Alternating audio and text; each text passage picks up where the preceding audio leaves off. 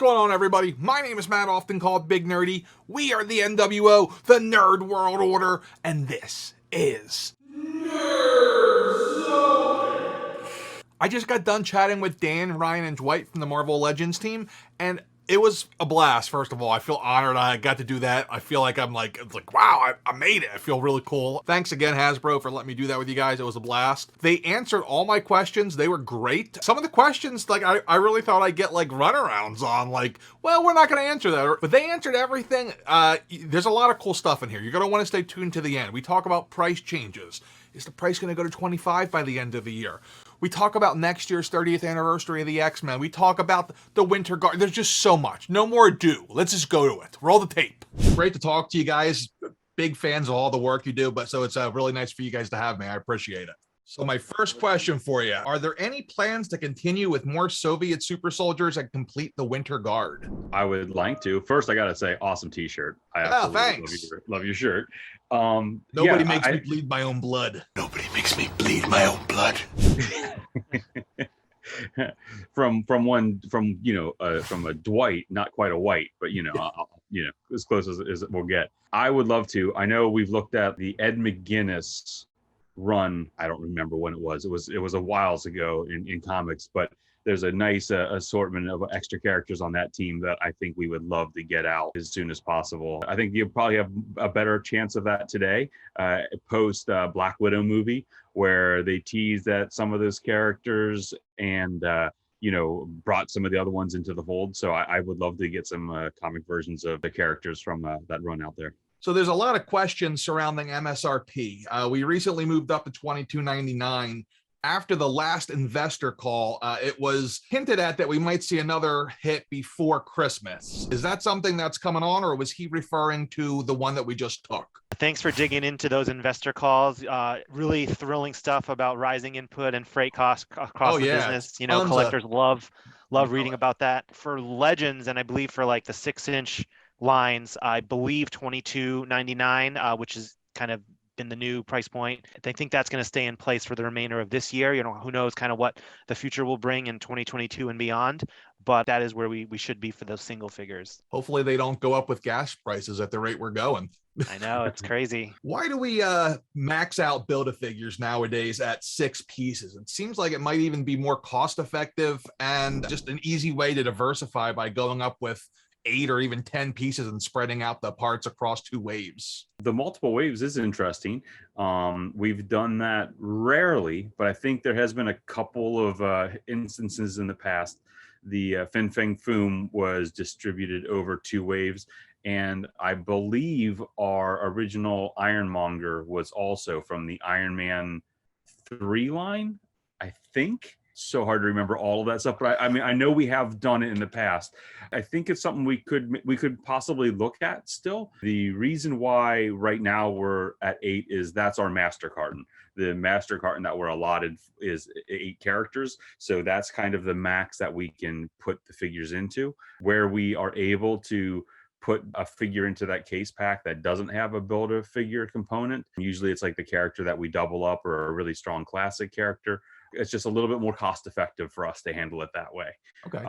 Which is why, it's broken out in that format for those types of waves. But going forward, if there was something that was big enough that would warrant it, we could definitely look at doing a multiple wave Build-A-Figure. I will say that we do have other opportunities to get those characters out to you guys now with new price points, like our deluxe price points and the super deluxe, like MODOK. Those are ways of doing typically larger figures kind of as a one-stop shop purchase. I think Ryan mentioned this earlier today. You could either buy those types of characters by picking up 6 figures, or you can just buy it once right there for $50. So, they're both viable. It's just kind of what is right for you. I've been loving the big deluxe figures you guys have been doing this year. It's been a nice change, really nice to kind of mess around with the displays as you get the big guys in there. I think that question too goes back to in maybe 2014, 2015 era before the Legends business really skyrocketed. There might have been some retailer hesitation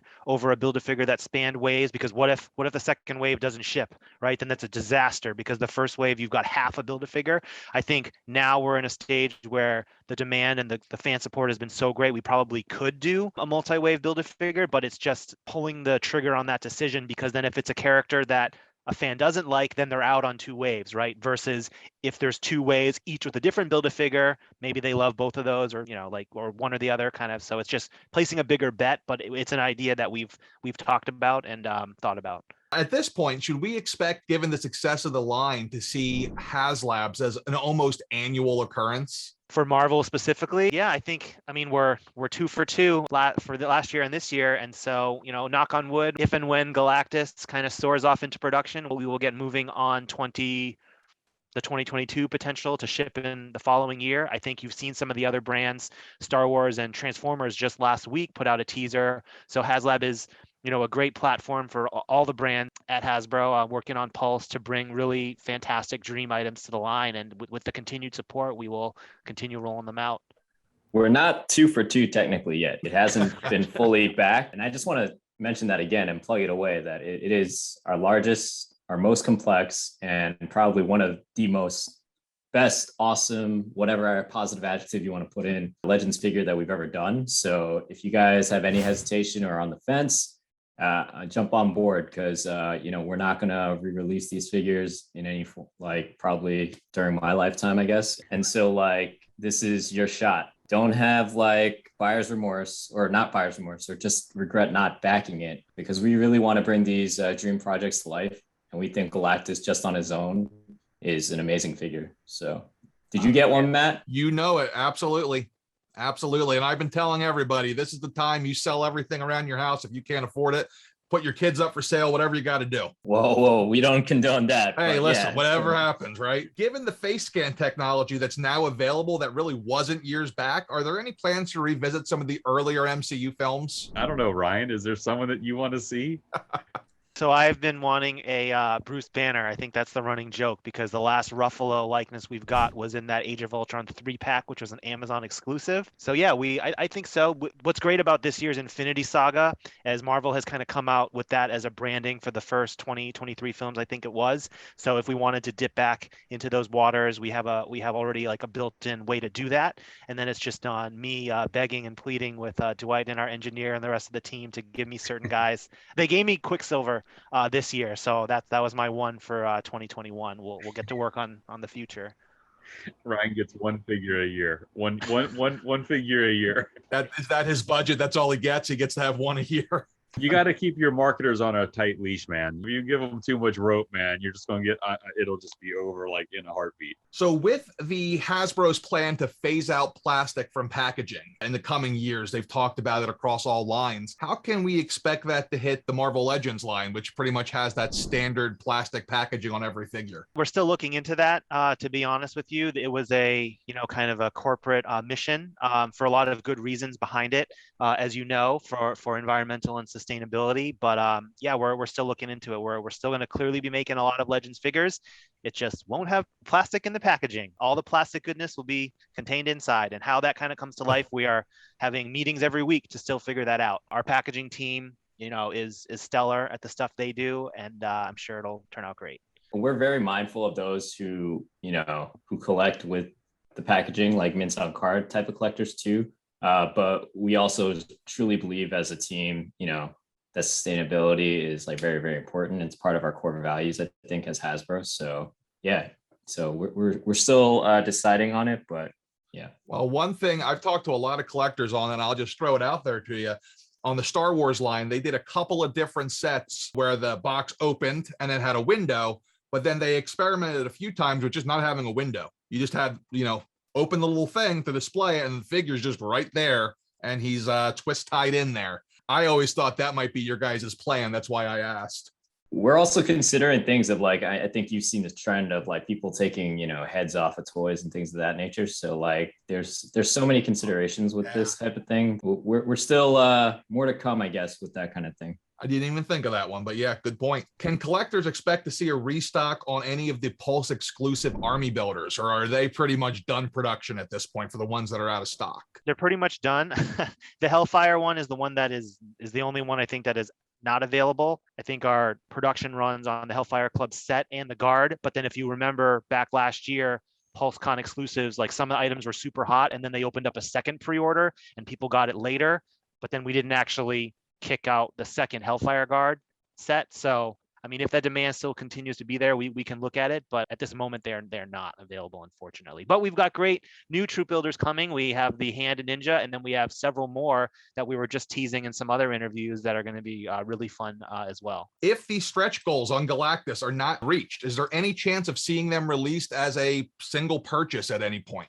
Yeah, so on the last live stream, I went on the record and I put my name out there that if, for instance, if Nova doesn't get back, we probably won't see her in 2022. We try to pick, for Nova, for instance, like with the 6-inch figures that come with it, we try to keep it special to make sure that, the Haslab project in itself is very unique and special, right? So I don't think you'll see Bastion come out this year at all. And from the Sentinel Haslab, right? Yeah, if you really want Nova, I'm selfishly, I really need a Nova. So I need you guys to really, call up your moms to help you, back a Galactus if you need to, you know what I mean? I just personally really want a Nova. So please, let's get to 16K just for me. Thank you. Well, my official prediction, which isn't looking so hot right now, was 17,177. So, hey, if I'm a prophet, you're good. How's your track record for those types of predictions? Let's say not great. Not great. I predicted we wouldn't get a Haslab this year, so I got that one wrong. So I got a lot wrong. So they're not great, but let's hope that this one's right on the head. Next year is the 30th anniversary of the animated X-Men cartoon. Is this something that you guys are thinking about or factoring in the marketing plans for next year? Yes. I like that answer. Yeah, 2022 is also the anniversary of a lot of things if you just kind of do a quick Google search. So yeah, we do try to play into that where we can. Not every single thing we can always activate against, but X-Men, we love the X-Men. So more to come. Nice. 30 years old, man. That's depressing, man. Isn't it? Makes me feel old. Oh, God. It's the best show, though. If you haven't seen the cartoon, fun fact, Dwight has not seen the cartoon, so we're trying to force Dwight to watch the cartoon once. Dan was just a wee little toddler, I think, when the show, during its initial run. Yeah, I was sucking my thumb and I was still watching it. My mom was like, here, watch the cartoon. Oh, I came home from school every day and watched. I try to get my son to watch it, and he's like, what's wrong with the TV? Why is it a square? Hard to explain. Are there any plans for future fan poll vote projects, such as the previous Silk, Elektra, Lady Sif campaign? With that campaign in particular, Dan and I and Dwight and the team, it was a much shorter window, right? Like we announced it at Toy Fair and then the figure shipped later in the year. It would have shipped even earlier if it wasn't for some of those other delays. But yeah, like I would want to do it in a way that isn't just another run of the mill where it's like, here's a bunch of figures, we're going to make anyways, all of them. And then by the time we do the vote, it's not going to come out for a year and a half. That's what we wanted to avoid the last time around. So I think we kind of delivered on that end. So yeah, if that makes sense for us to do and there's like a good theme, we'll look at it, but it requires a lot of planning to make it meaningful. If you're not just going to put out a poll of all the figures you're going to do anyways, then you do have to be kind of thoughtful as to how that all comes together. Have you guys considered taking a page out of the Star Wars lines book and doing some form of an archive collection where you can go back and revisit some of the more popular characters from years past that are so sought after now for newer collectors? I think we do that here and there, some re-releases, but we always update the deco and things. I think the archive line, they've been successful because the new photoreal deco for the likeness didn't exist back then. So that makes sense for them. But I also want to say they have fewer movies. I think it's fair than we have. So it's kind of like there's fewer definitive versions of characters than we do. But yeah, if that is a consumer need where certain figures are just so unattainable, we can look at putting them out again. Again, it goes back to the Infinity Saga type deal, or maybe it's even something under the different comic umbrellas for X-Men, Spider-Man, or Avengers. I mean, that was kind of some of our thinking for the retro series cards that we launched a couple of years ago. It's like, take some of those characters that were super sought after or really expensive on the secondary market, give them a new deco, where appropriate, a new accessory or a new head, and then bring them back out. So while it's not a one for one bringing it back as it was back then, it's trying to get those iconic looks back out there in a new way. Kind of did that with Spider-Man 2099. Like there are certain characters where we did that this year and it came out earlier, right? So we're always cognizant of new fans too. And we want to make sure that we have like those A-tier characters available for them as well, right? Oftentimes we get sucked into like just what the collectors want, and they're like hardcore fans that have been with us for years and years and years. But then the truth is there are like every day, there's like hopefully like a 10-year-old kid that looks at a Legends figure at a Target store or something like that and wants to start his new collection. You know what I mean? So yeah, we try to be very cognizant of which characters to put out. You saw the split with the Galactus when we had the teaser, and you could see that it's a Silver Surfer, right? I feel like half the people were like, great, I would love a Silver Surfer, and half are like, why would I need this? I already have a Silver Surfer, give me something else. And so it's that constant struggle between that's the two. The one I'm hoping to hit. Like that's the tier I'm like, all right, everybody, let's get moving. Need myself a Silver Surfer. So I feel it. Guys, that's all my questions. Thanks again. I got to tell you, this year, especially that Infinity Saga line, like, yeah, you weren't like whatever it was, 10 for 10, 12 for 12, all amazing. We appreciate all the work you do and taking the time to talk to us. Thanks, Matt. Thanks for taking the time to chat with us. It's nice to meet some new faces out there in the community. So thank you. Yeah, awesome. Keep up the good work on your channel. Big nerdy, right? Is that your that's right. Your call sign? Yeah, keep it up, man.